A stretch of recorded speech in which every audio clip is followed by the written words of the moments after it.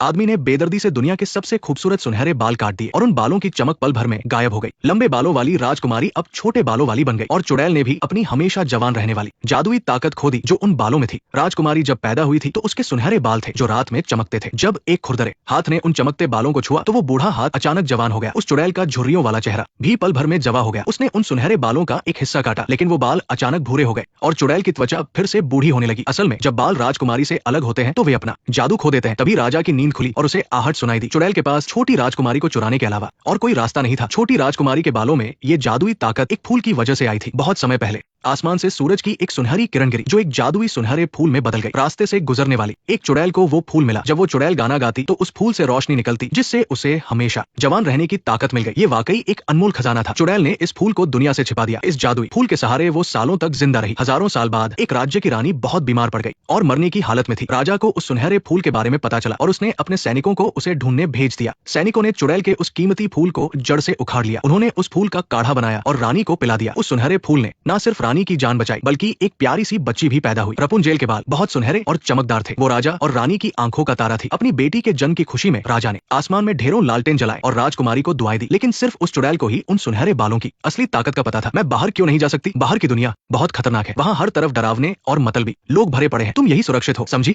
मेरी प्यारी बच्ची? जी माँ। चुड़ैल ने रपुंजेल को जंगल के एक ऊंचे टावर में छिपा दिया था और उसकी माँ होने का नाटक करती थी। वो रोज उसके बाल संवारती और गाती। अपनी जादुई ताकत को वापस पाकर चुड़ैल ने रपुंजेल को जिंदगी भर यहीं छिपाकर रखने का फैसला किया। लेकिन समझदार रपुंजेल को एक राज पता चल गया था। हर साल उसके जन्मदिन की रात आसमान में हजारों लालटेन उड़ते हुए दिखाई देते थे। वो लालटेन राजा और रानी जलाते थे इस उम्मीद में कि उनकी खोई हुई बेटी वापस लौट आएगी। देखते ही देखते 18 साल बीत गए और राजकुमारी बहुत ही सुंदर हो गई। उसके बाल इतने लंबे हो गए थे कि अगर उन्हें खोला जाए तो पूरा कमरा भर जाए। लेकिन उसे अपने असली माता पिता के बारे में कुछ नहीं पता था। उसका इकलौता दोस्त एक गिरगिट था। हालांकि उसकी जिंदगी में कोई कमी नहीं थी लेकिन उसके मन में हमेशा बाहर की दुनिया देखने की चाहत थी। जब भी चुड़ैल वापस आती तो वो टावर के नीचे से उसका नाम पुकारती और फिर रपुंजेल अपने लंबे बालों को एक लिफ्ट की तरह नीचे गिरा देती ताकि उसकी माँ ऊपर आ सके। एक दिन रपुंजेल ने हिम्मत जुटाई और अपनी माँ से कहा कि कल मेरा जन्मदिन है और मैं महल जाकर उन लालटेन को देखना चाहती हूँ। चुड़ैल ने तुरंत मना कर दिया। उसने कहा कि बाहर की दुनिया बहुत बुरी है। वहाँ हर तरफ राक्षस और गुंडे घूमते हैं और सबसे खतरनाक जीव तो आदमी होते हैं। वो बहुत बदसूरत होते हैं और उनके मुंह में नुकीले दांत होते हैं। अपनी माँ के साथ रहना ही सबसे सुरक्षित है। लेकिन चुड़ैल ने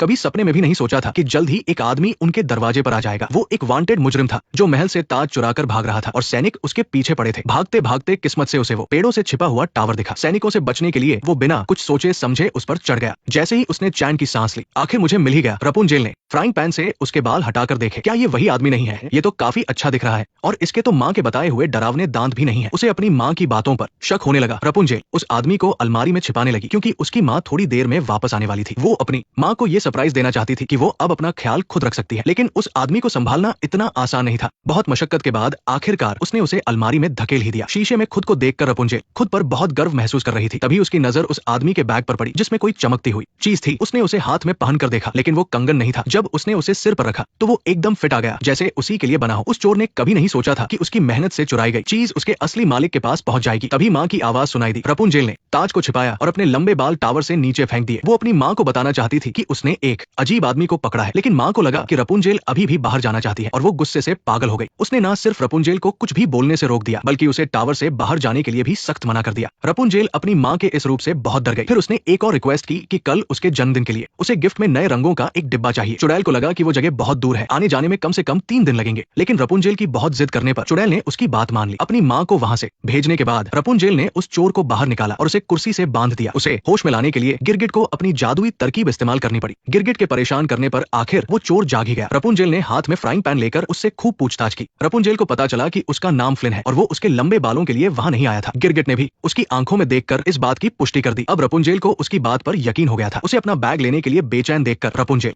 के दिमाग में एक आइडिया आया। उसने तय किया कि वो बैग के बदले उससे एक डील करेगी ताकि वो आदमी उसे महल के लालटेन दिखाने ले जाए। फ्लिन ये बिल्कुल नहीं चाहता था लेकिन उस फ्राइंग पैन के डर से उसे हक कहनी ही पड़ी। ठीक है, मैं तुम्हें वो लालटेन दिखाने ले चलूंगा। रपुंजेल नंगे पैर खिड़की के पास खड़ी थी और उसका दिल बहुत जोर से धड़क रहा था। 18 सालों में ये पहली बार था जब वो इतनी ऊंचाई से नीचे छलांग लगाने वाली थी। खुद को हिम्मत देकर उसने अपने सुनहरे बाल नीचे गिरा दिए और लिफ्ट की तरह सरकते हुए एक ही सांस में नीचे आ गई। जैसे ही उसके पैरों ने पहली बार हरी घास को छुआ उसे इस दुनिया से प्यार हो गया। वो हरी भरी घास और नदी का ठंडा पानी सब कुछ इतना खूबसूरत लग रहा था। यहाँ तक कि हवा भी उस टावर की हवा से अलग थी। इसमें तो बहुत मजा आ रहा है। मैं कितनी बुरी बेटी हूँ। मैं वापस चली जाऊंगी। नहीं, मैं अब कभी वापस नहीं जाऊंगी। मैं बहुत शर्मनाक इंसान हूँ, ये मेरी जिंदगी का सबसे बेहतरीन दिन है। लेकिन मासूम रपुंजेल को फिर से फिक्र होने लगी कि कहीं ये उसकी माँ के साथ धोखा तो नहीं है। रपुंजेल का मूड ठीक करने के लिए फ्लिन उसे एक पब में ले गया, लेकिन अंदर घुसते ही देखा कि वहाँ अजीब और डरावने गुंडे भरे हुए हैं। मामला गड़बड़ देखकर फ्लिन तुरंत रपुंजेल को लेकर वहां से निकलने लगा, लेकिन अचानक दरवाजा बंद हो गया और सब लोग उनके स्वागत में डांस करने लगे। जब रपुंजेल अपने नए दोस्तों के साथ मजे कर रही थी, तभी महल का एक सफेद घोड़ा वहां पहुंच गया। फ्लिन का वांटेड पोस्टर देखकर उस घोड़े को बहुत गुस्सा आया। उसने न सिर्फ उस तस्वीर पर लात मारी, बल्कि उसे फाड़कर टुकड़े टुकड़े कर दिया। उसके दांत तो बिल्कुल एक मशीन की तरह तेज थे। अचानक पीछे से कोई आहट सुनकर वो घोड़ा तुरंत छिपते हुए एक पत्थर के पीछे बैठ गया। कदमों की आवाज को अपने पास आते देखकर वो घोड़ा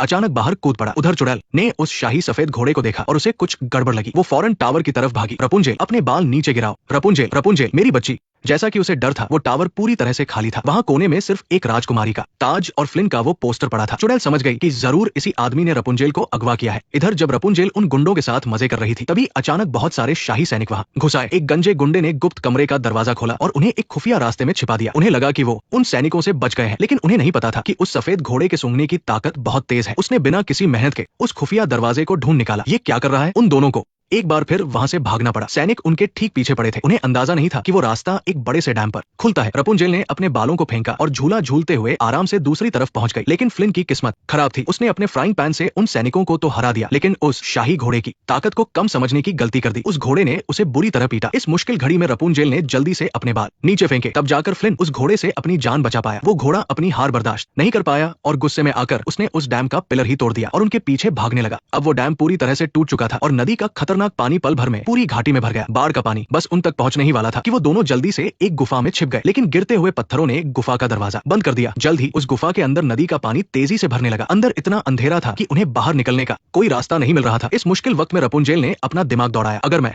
गाना गाऊंगी तो मेरे बाल चमकने लगेंगे। वो जादुई सुनहरा फूल बिल्कुल सूरज की तरह चमकता है। किसी ने नहीं सोचा था कि सच में ऐसा कोई चमत्कार होगा। रपुंजेल के लंबे बालों से एक बहुत ही तेज रोशनी निकली। पल भर में पूरी गुफा रोशन हो गई। उन दोनों ने मिलकर उस बड़े से पत्थर को हटाया और आखिरकार सुरक्षित बाहर निकल आए। फ्लिन इतना हैरान था कि उसके मुंह से एक शब्द भी नहीं निकल रहा था, लेकिन आगे जो हुआ वो और भी ज्यादा हैरान करने वाला था। रपुंजेल ने अपने सुनहरे बालों को फ्लिन के घायल हाथ पर लपेट दिया। जैसे ही उसने वो सुरीला गाना गाया, वो जादुई सुनहरी रोशनी एक नदी की तरह उसके बालों से होते हुए फ्लिन के हाथों तक पहुंच गई और देखते ही देखते फ्लिन का वो घाव पूरी तरह से ठीक हो गया। ये तो बहुत ही बड़ा चमत्कार था। मौत के इतने करीब से वापस आने के बाद रपुंजेल ने बिना कुछ छिपाए फ्लिन को अपना सारा राज बता दिया। 18 सालों तक उस टावर में कैद रहने वाली रपुंजेल की कहानी सुनकर फ्लिन को बहुत गहरा सदमा लगा। उसने तय किया कि वो रपुंजेल का सपना पूरा करने में उसकी मदद करेगा और उसे महल के वो लालटेन दिखाने ले जाएगा।